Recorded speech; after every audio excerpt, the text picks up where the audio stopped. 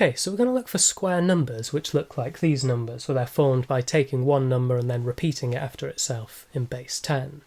So unfortunately none of these examples here actually work, none of these are square numbers, but they're quite useful just to illustrate how we can construct these numbers where we have this repeating pattern.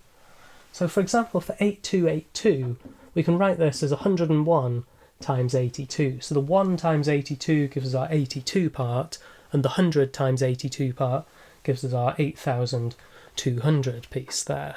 And similarly, if we want to get 183, we could multiply 1001 by 183 to get this repeating pattern, and similarly for 715.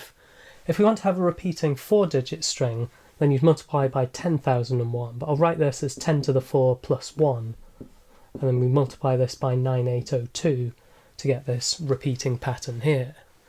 So unfortunately there aren't any very small examples with this few digits that are going to work where we have this repeating pattern and it's also a square number.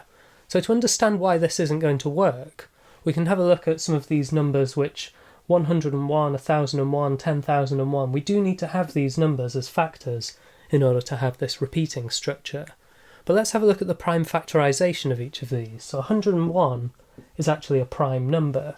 So if we wanted to multiply this by some 2-digit number, let's call it AB, then we would actually need to multiply by 101 in order to make a square number. And you can see that immediately rules out multiplying this by a 2-digit number. So this is just never going to work. So in order to make it a square number, each prime factor has got to appear an even number of times. And there's no way you can make another 101 here because it's a prime number. So this is just never going to work. There aren't going to be any 4-digit examples like this. And if we move on to 1001, we can write this using its prime factorisation as 7 times 11 times 13. So then in order to multiply this by a 3-digit number and get a square number as our output, we would need to multiply by 7 so that we have 7 squared as a factor. We'd also need to multiply by 11 and we'd need to multiply by 13 so that we get a square number. But then in the end all we're doing is multiplying by 1001 again. So this would give us something that's actually too big because we only wanted to multiply by a 3-digit number.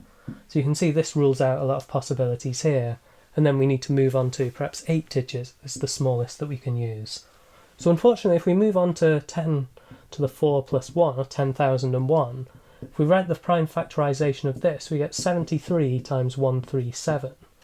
So here you'd need to multiply by 73 and you'd also need to multiply by 137 in order to make this into a square number. But then once again, you're just multiplying this by 10,001 again, and you only wanted to multiply by a 4-digit number. So you can see once again, this is just going to be too big and this isn't going to work. So what we're really looking for is something along the lines of this. It'll be 10 to the n plus 1, but then when we find its prime factorisation, let's imagine, just to make up an example, let's say it's 7 squared times 13 times 137.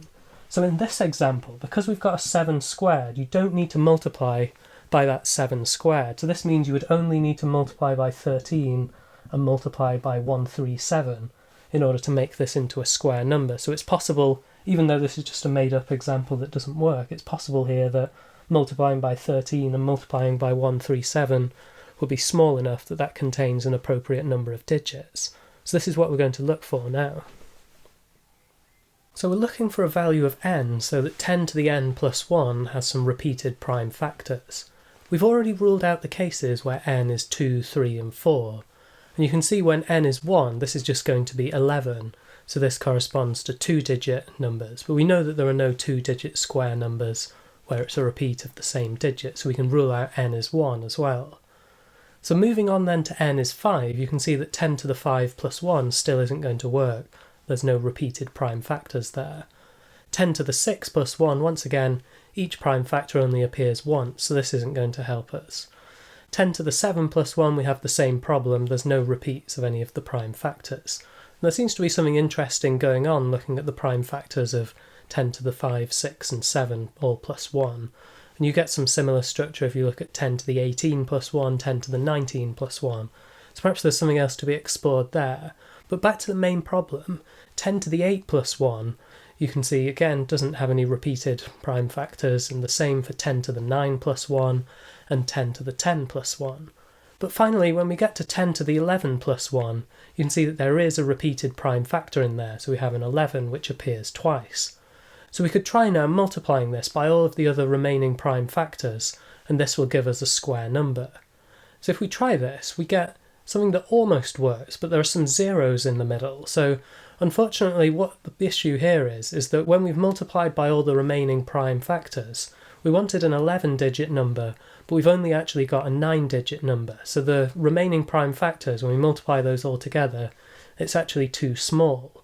So we don't need to give up on 10 to the 11 plus 1 just yet, because we can actually multiply all of this by another square number. So we could try multiplying all those remaining prime factors by 4, but unfortunately this is still too small. We could try multiplying by 9, but once again this is too small. It's got an extra digit now, so there's only 1 0 in the middle, but this still doesn't quite fit our structure we're looking for. If we multiply by 16 though, we get our first and actually the smallest possible example of a square number which is formed by repeating one number after another. So the smallest example here, multiplying by 16, this has got 22 digits in total. But we don't need to stop here. We could also try multiplying by 25, and we actually get another example that works. And then we can multiply by 36, multiply by 49, we can multiply by 64, 81, and we can also multiply by 100 to get 7 total examples which work.